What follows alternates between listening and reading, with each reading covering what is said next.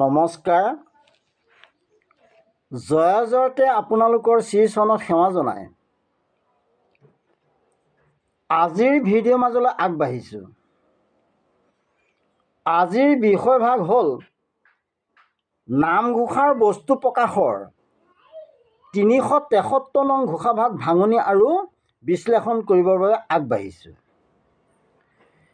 ঘোষাভাগৰ আগতে এজন বাপে এভাগ প্ৰশ্ন কৰিছিল।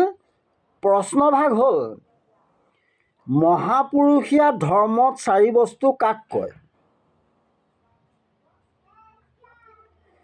উত্তৰ ভাগ দিব বিচাৰিছোঁ।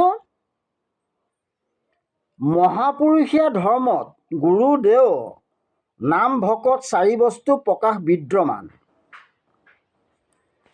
মহাপুৰুষ শ্ৰীমন্ত শংকৰদেৱে গুৰুবস্তু, ঈশ্বৰ কৃষ্ণ দৈৱকী পুত্ৰই দেৱবস্তু, প্ৰভু ভগৱন্ত কৃষ্ণৰ পৰম সুমধুৰ সুমংগল নামেই নামবস্তু আৰু প্ৰভু ভগৱন্তৰ একান্ত ভকতসকলেই ভকত বস্তু।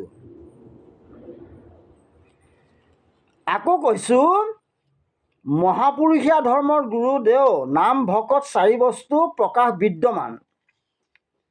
মহাপুৰুষ শ্ৰীমন্ত শংকৰদেৱে গুৰুবস্তু, ঈশ্বৰ কৃষ্ণ দৈৱকী পুত্ৰই দেৱবস্তু, প্ৰভু ভগৱন্ত কৃষ্ণৰ পৰম সুমধুৰ সুমংগল নামেই নামবস্তু আৰু প্ৰভু ভগৱন্তৰ একান্ত ভকতসকলেই ভকত বস্তু।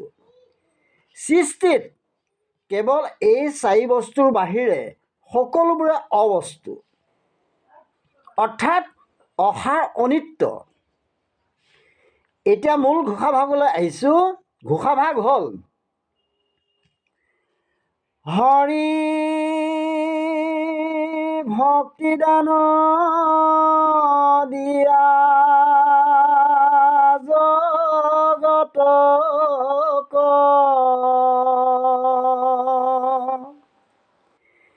তাৰেলা সংসাৰ সিন্ধু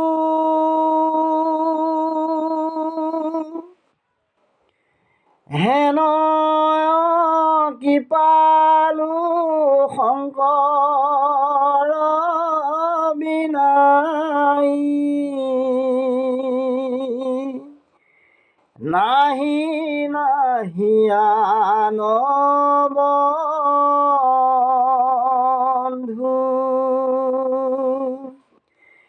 ৰাম নাহি আন বন্ধু।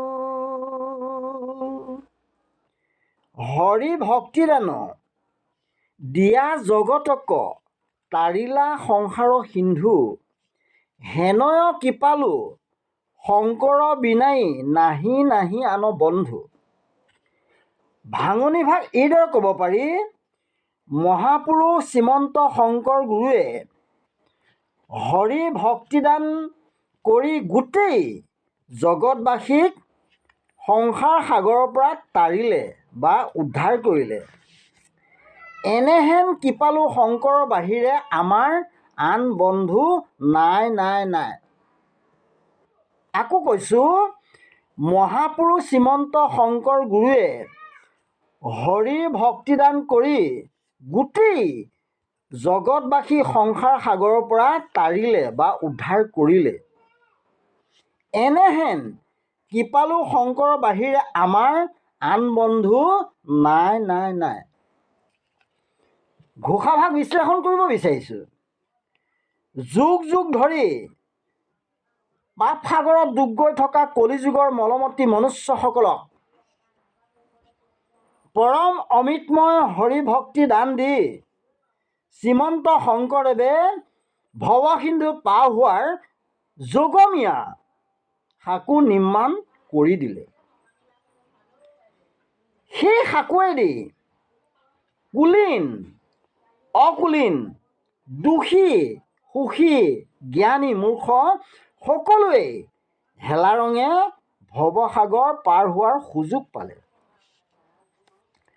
স্বৰ্ণময় ভাৰতবৰ্ষৰ পূব দিশত শ্ৰীমন্ত শংকৰে সকলো ধৰ্মৰ ৰজাস্বৰূপ এক শৰণ হৰিনাম ধৰ্ম প্ৰচাৰ কৰি সকলো দিশতে পূৰ্ণ নিৰাপত্তা দান দিলে। গুৰুজন অৱতীৰ্ণ হোৱাৰ সময়ত এই অসম ৰাজ্য ঘাইকৈ তান্ত্ৰিক সাধনাৰ ভূমি আছিল। জ্বৰ দেৱদেৱীক নানা বলি বিধানেৰে পূজা কৰাই এই ৰাজ্যৰ লোকসকলৰ স্বভাৱজাত ধৰ্ম আছিল।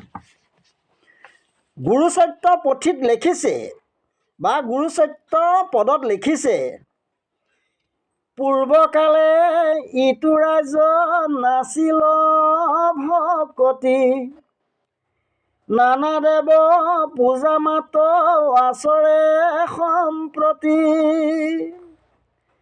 নানা দেৱ পূজায় কৰ বলিদান, হংস সাগৰ মৰিষ কাটে অসংখ্য প্ৰমাণ,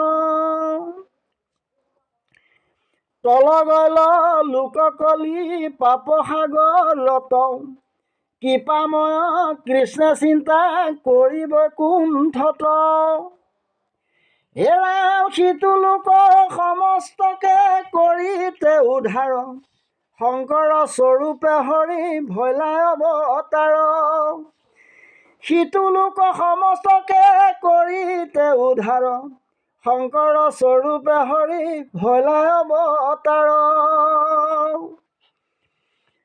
হৰি ভক্তিৰ পথ ৰাজমাৰ্গ স্বৰূপ গীতা আৰু ভাগৱতৰ সাৰ সিদ্ধান্ত এই হৰিনাম ধৰ্মত আশ্ৰয় কৰি সকলো লোকে গতি পায়।